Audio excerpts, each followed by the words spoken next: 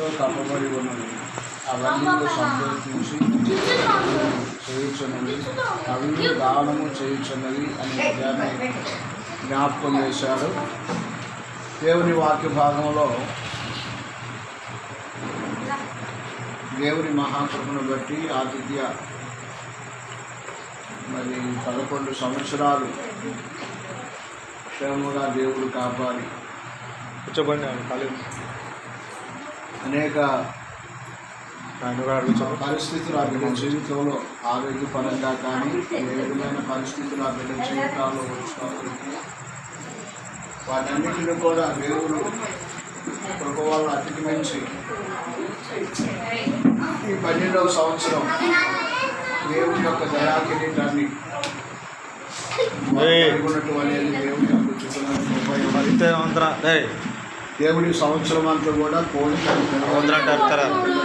కాపాడినట్లుగా పంపిస్తా బయటికి ఉన్నాయి సరే దేవుడు పోతున్నారు 5 నిమిషాలు దేవుడు కాపాడాలని ఇదేంటిది 365 రోజులు కూడా థ్యాంక్ యూ ఇలాంటి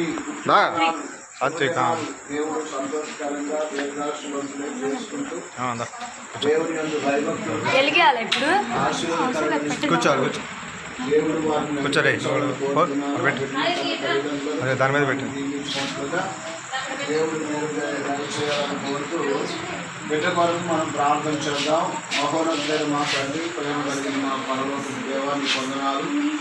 ఆతిథ్యాలు మీరు ప్రేమించి 11 సంవత్సరాలు క్షేమంగా కాపాడి 50 విషయాల్లో అనేక శోధనలు, కష్టాలు, పరిస్థితులు ఎదురైనప్పటికీ వాటన్నిటిని కూడా నా తండ్రి అధిగమించి ముఖ్యంగా ఈ కరోనా దినాల్లో ఎటువంటి వైరస్ ప్రభావాలు కూడా బిడ్డల మీద పనిచేయకుండా కాపాడుచు ఆవస్థను పెంచి ఈ 12వ సంవత్సరం దయాకిరీటం ఆ బిడ్డపై మీరు ఇచ్చిన విధానం కొరకు స్తోత్రాలు చెల్లిస్తున్నాం.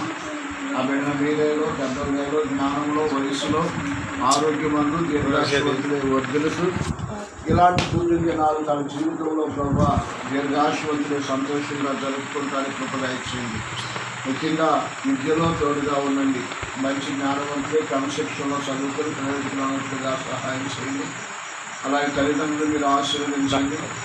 అలాగే నా వీటిని కూడా మీరు దీవించి ఆశీర్వదించమని ప్రార్థన చేస్తున్నాం. కూడా మీరు దీవించండి.